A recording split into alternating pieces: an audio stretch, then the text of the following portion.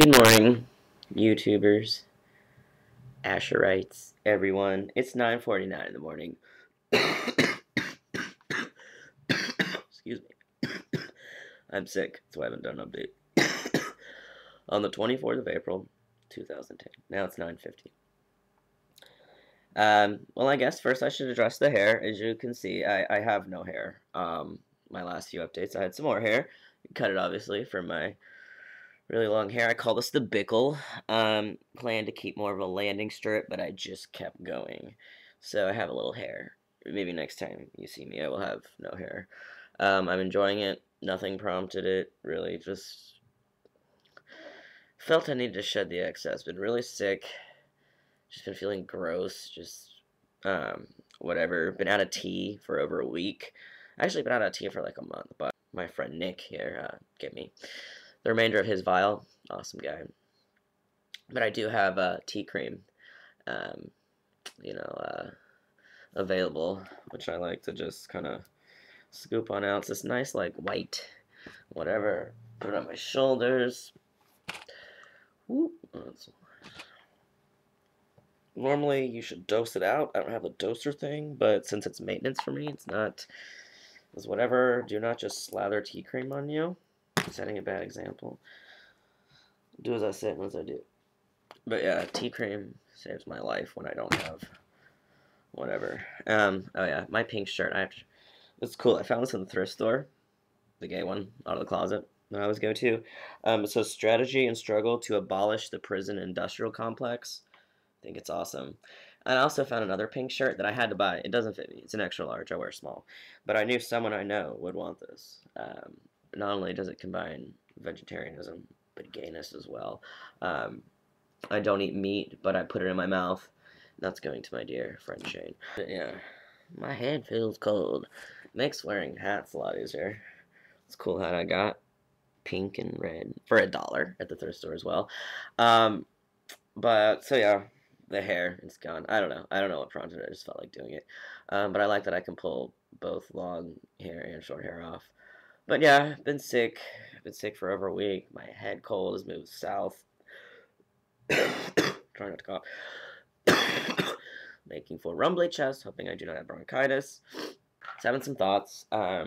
Called this video, They Don't Remember the Old Me. I've been in California since November of 08.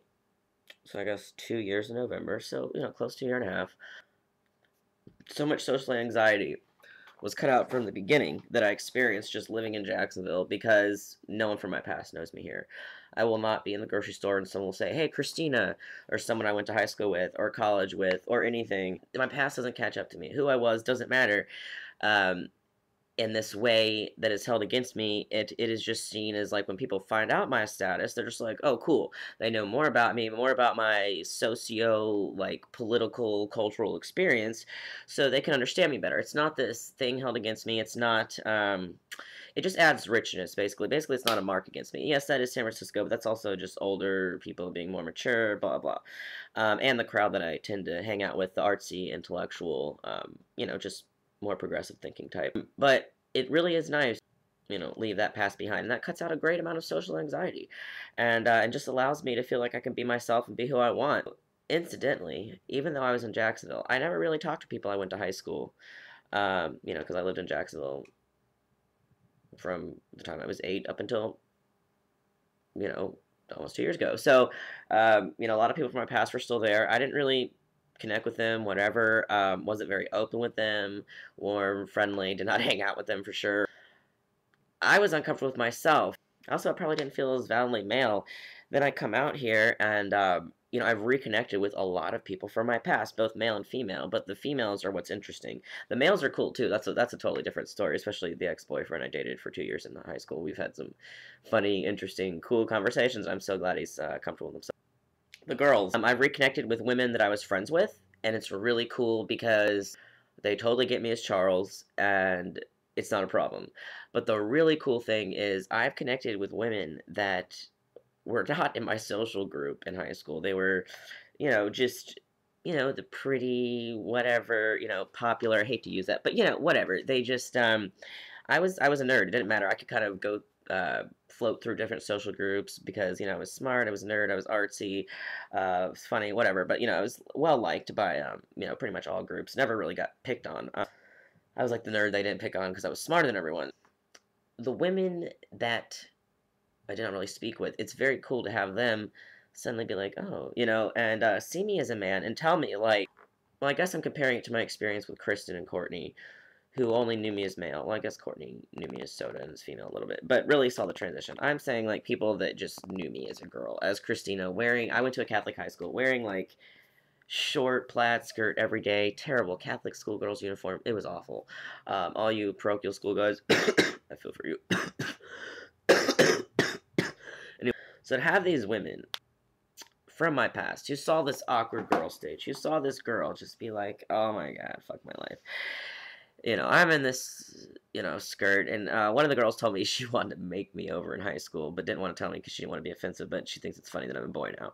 But these girls can totally see me as a male, see me in a sexual light, see me just, I mean, it's so amazing and so validating. It's, like, more validating than 2 years of dating Kristen, because Kristen saw a guy, she just, or, any other girl that's just seen a guy, they don't really get that female experience. They didn't see how rough it was. They saw how rough the transition was, but, like, it really is incredibly validating to have someone from 10 years ago come out to California, or even not, or just talk to me, or whatever, or just have this validation, just these communications, and just to feel like, wow, they really see me as me. And sometimes it's funny because it's almost like they see me as me even more than I do.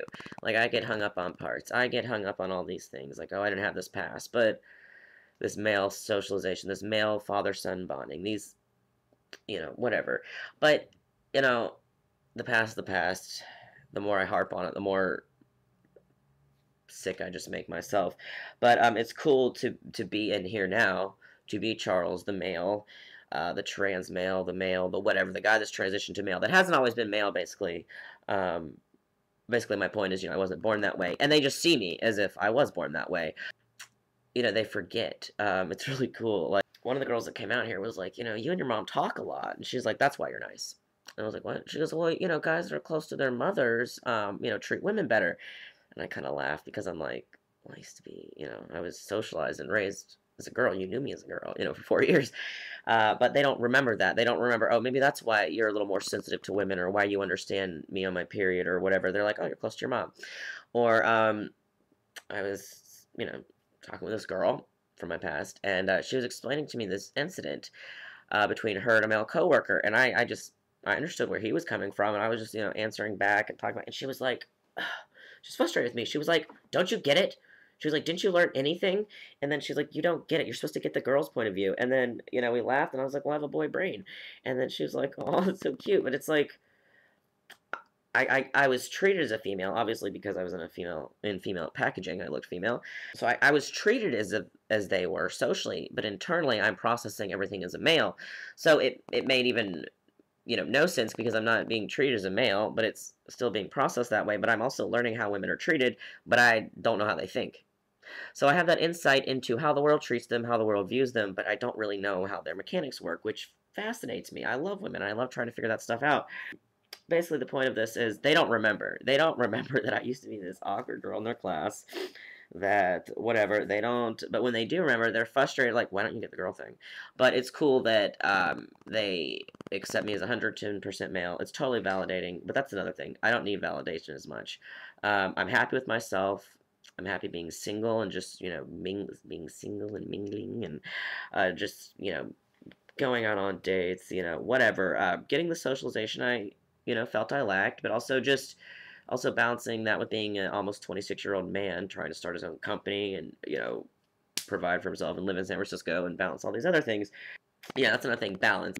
Been reading a little bit on Buddhism. Always have really enjoyed Eastern philosophies, especially studied Taoism, but now I'm getting into Buddhism more, and I found a guy talking about Buddhism influencing or helping him, transition and whatnot. I want to talk to him, but I'm going to do a little video log about that, but just been reading. I found this teenager's book, Teenager's Guide to Buddhism, just kind of cute. Gonna see if my mom read it for her kids. My mom's a librarian. Wide Awake, a Buddhist guide for teens. But what's fun is the author lives here in Berkeley, so I'm gonna go try to meet up with her. But just like a watered down Buddhism thing. But I got this other book by the Dalai Lama, Becoming Enlightened. Oh, and this is another cool book, Urban Homestead, all about creating your guide to self-sufficient living in the heart of the city. I live in the basement of a beauty parlor, but I'm hoping to maybe find some way to get on the roof and make a urban garden. That'd be awesome. So, um, Farm City, Novella Carpenter, she's over in Oakland, and I really hope to go to one of her workshops one time, or at least go see the ghost farm. But oh yeah, Sarah Silverman's coming on Monday, the 26th. I'm so stoked. I so hope I make it to go see her. All right. I love Sarah Silverman. Okay. Oh, I'm gonna probably be, since I'm sick, I'll probably be on Skype a lot of the day. So call me, Charles Asher, Charles_Asher. If I'm not there, I'll call you back, message you back, whatever. Follow me on Twitter. I'm thinking about maybe doing a live blog show today at Ustream or Stickam or something. So just go to my Twitter slash Charlie Warhol. My name's Charlie Warhol on there, just like it's spelled, like Andy Warhol, but Charlie. And I'll announce that if that ends up happening. If I don't end up sleeping the whole day or something. I keep trying to suppress this cough. Whatever, it's happening. Alright, guys, you take care. Thanks for listening to me ramble so much. Peace.